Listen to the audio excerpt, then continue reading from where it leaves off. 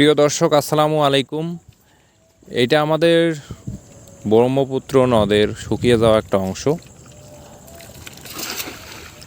এখানে চারপাশে দেখেন বড় ধান হয়েছে ব্যাপক হারে বলা যায়।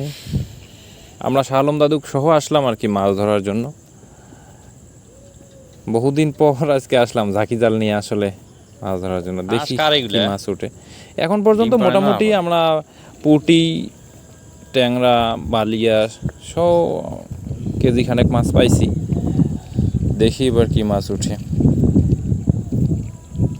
মাছ আছে কি নাই, হাঁসে খেয়ে ফেলছে নাকি। তবে শুনছি যে এখানে নাকি মোটামুটি উঠছে মনে হয় এবার মাছ পাওয়া যায়। যত কাদা উঠছে, ছোট ছোট মাছ উঠে তো দেখা যায় যে পুঁটি, তারপরে বালিয়া, ট্যাংরা বা গোলসা এই জাতীয় মাছগুলো উঠে, যেগুলো সাধারণত আসলে নদীতে বা ডোবাতে পাওয়া যায়। এটা এই একদম আমাদের বাড়ির সামনের চর। এই যে উঠছে, এই যে একটা উঠছে, বালিয়ে উঠছে না।